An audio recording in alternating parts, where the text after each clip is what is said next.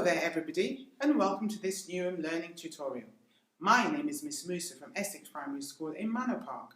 Today we'll be learning about the magical powers of the writer J.K. Rowling's sentences that make it impossible to put down one of the Harry Potter books until you've read to the very last spellbinding word. So let's begin with a quick reminder of the different types of sentences you've come across before. Simple sentences. They have a subject, a verb, and usually an object. They describe one simple idea or action, put across with one single clause, beginning with a capital letter and ending with a full stop. For example, Harry meets Fluffy, the dog. Let's watch this video to find out what happens. I thought she's gone. Probably thinks his door's locked. It was locked. And for good reason.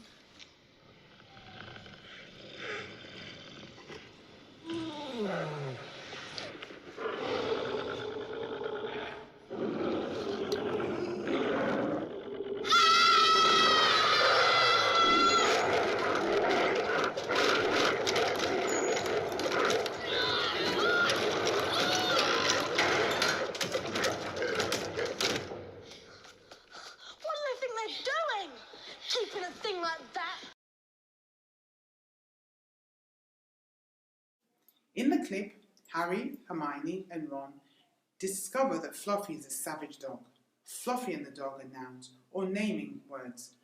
Nouns are subjects and objects of simple sentences. The subject usually describes who or what is performing the action in the sentence. In this sentence, the dog snarls at the children.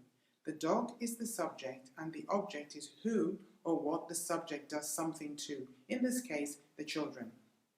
A subject pronoun such as he, they, or it can take the place of the noun. That is the subject of the sentence. A subject pronoun such as he, they, or it can take the place of the noun that is the subject of the sentence. For example, the dog has 3 heads can be changed to it has 3 heads. Remember, there can be several words in the verb. The door to Fluffy's room had been locked. A compound sentence generally joins 2 simple sentences together. A compound sentence generally joins 2 simple sentences together. You can use words such as and, or, and but to join the ideas. These are called conjunctions. The children scream and Fluffy chases after them. This makes the 2 ideas equal in the sentence. If you take away the conjunction, you're left with 2 simple sentences again. The children scream, Fluffy chases after them. Ah is a sentence fragment because sometimes writers don't use full sentences. Sentence fragments often help to emphasize a point. They create drama or show surprise, but they are not complete sentences. A complex sentence also communicates more than one idea, but the ideas are not equal. One part is a simple sentence, so it can stand on its own. The other part can't. For example, although it was called Fluffy, sounds incomplete and needs the main part of the sentence to make sense. Although it was called Fluffy, the dog was menacing.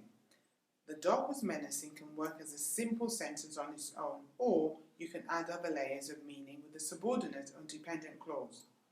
The dog was menacing because it had 3 snarling heads. It's important to understand and use different sentence structures when you speak and write to help your audience or reader understand which ideas are more important, how they connect with each other, and how to give further explanation or information. Using a variety of sentence types, like good word choices, help define the style, the tone, and voice of great writing. Using a variety of sentence types, like good word choices, helps define the style, tone, and voice of great writing. It's how our best writers add detail and drama to their words, leaving you spellbound and excited to read on. Let's look at an extract from Harry Potter and the Sorcerer's Stone to see how automagically J.K. Rowling uses different sentence types to enthrall and entertain us Potterheads. Read it with me. "Look," he murmured.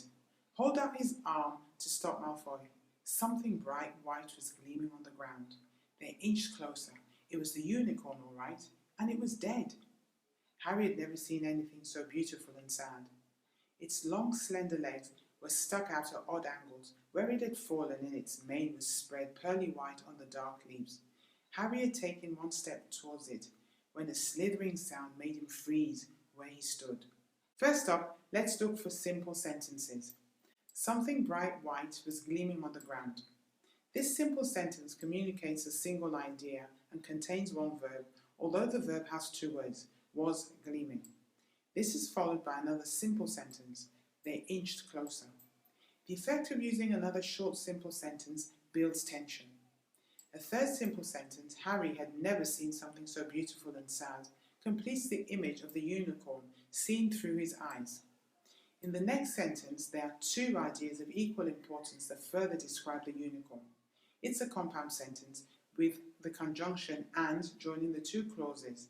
Its long, slender legs were stuck out at odd angles, where it had fallen, and its mane was spread pearly white on the dark leaves.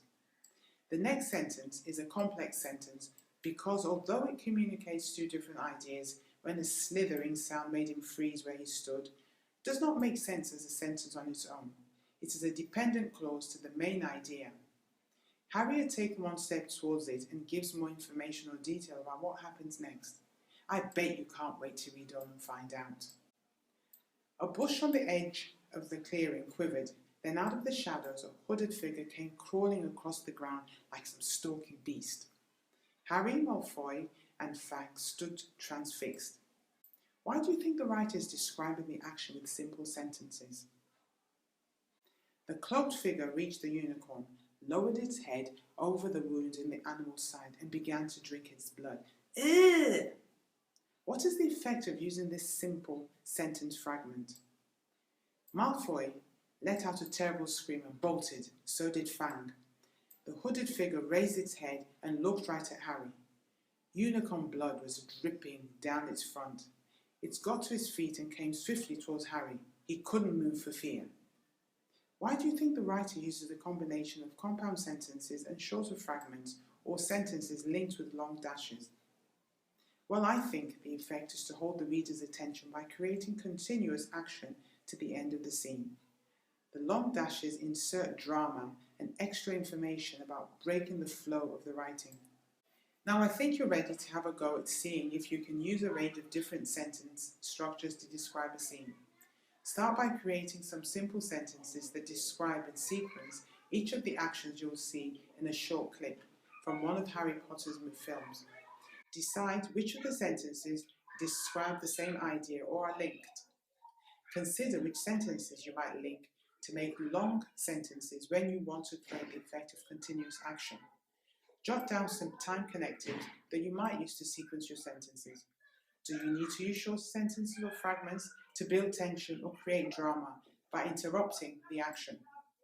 J.K. Rowling adds further information that describes the subject of the sentences by adding adjectives and prepositional phrases to create expanded noun phrases such as the hooded figure or slithering sound.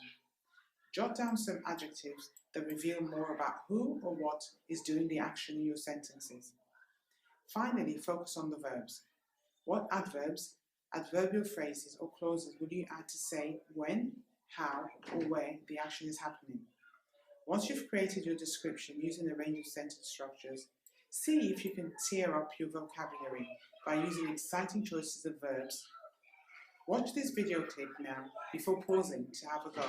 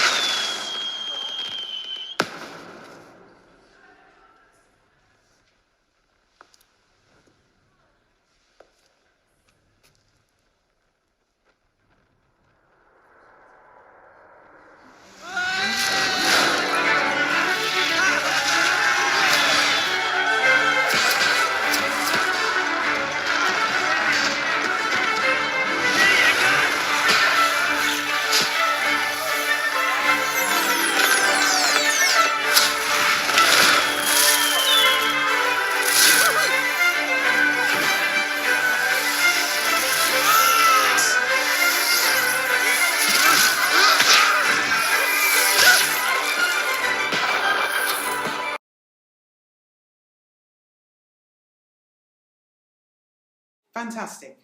Did you enjoy your task? Now, the really fun bit is to go back to the book of the film and compare your sentences with the original version. I wonder if your teacher will think yours is better.